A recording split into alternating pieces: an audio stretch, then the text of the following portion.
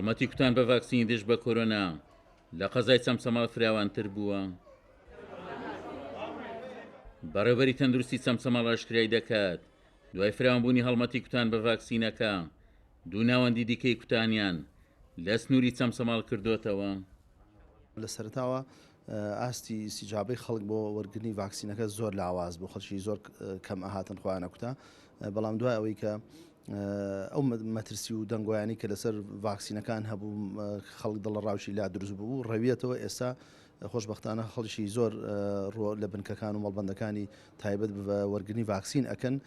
ئەمە وەکو لە سەرتا و ڕێژەکە زۆر کەم و لە ئێستادا تەزەخومێکی زۆر قەرەباڵغیشی زۆر لەسەر مەڵبەندەکانی ئێمە دروست بۆ ئێمە لە ڕابردووە چەند جاری ئەومان ڕاگەیاندووە کە پێویستە وەرگرنی ڤاکسین بە بەرنامە و بە دیسپلین بێەوە ئەو قەرەباڵغی ئەگەر بەم شێوازە بێ ڕەنگە کێشە بۆ مەڵبەندەکانی ئێمە دروستکە. خۆشبەختانە تا ڕادەیە ئێستا ڕێکخراوەتەوە ئێمە لە بەڕێبەراتی تەندروستی دوایەوەی کە ئەو بارودۆ خڕوویدا هەستین بە کۆمەڵێ ئیجرعات لەوانە ڕۆژەکانی کوتان لە هەردوو مەڵبەندە سەرچەکەی کە تایبەت بوون بە ڤاکسین زیادمان کرد.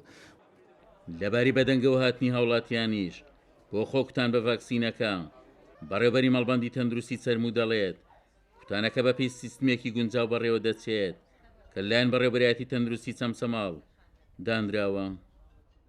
فشارێکی زۆرمان لەسەر دروست بووە، بەڵام ئێمە ڕۆژانی بەکارهێنانی ڤاکسین گەر لە ڕابردووە کەمتر بێ ئێمە ڕۆژەکانمان زیاد کردووە لە ئێستادا و بە ژماری ئەو خەڵکانی کە لە چاو ڕابردووە ئێستا زۆرن زۆر خەڵک دێن بۆ لێدانی ئەو ڤاکسینە بەنسبەت و ڤاکسینانش کە لە بەردەستمانە جۆرەکانی ڤایزەر، سینۆفارم و ئەسترازینگەکەش قەرارە لەم ڕۆژانە بگاتە دەستمان.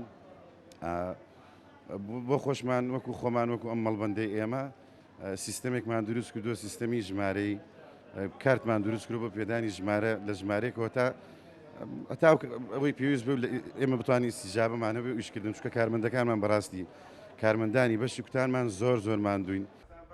سەبارەت بە دوای ناماری ئەو کەسانی خۆیان بە ڤاکسینەکە کوتاوە بەڕێوەبەری تەندروستی چەمچەماڵ ئاشکرای کرد تا ئێستا 3250 هاوڵاتی خۆیان بە ڤاکسینەکە کوتاوە. وتیشی بۆ خزمەتکردنی توێژی فەرمانبەران مەڵبەندی خۆپەرستنی چەمچەماڵیان تایبەت کردووە بە کوتانی فەرمانبەران. عومەر غەریب، کورسات نیوز، قەزای چەمچەماڵ.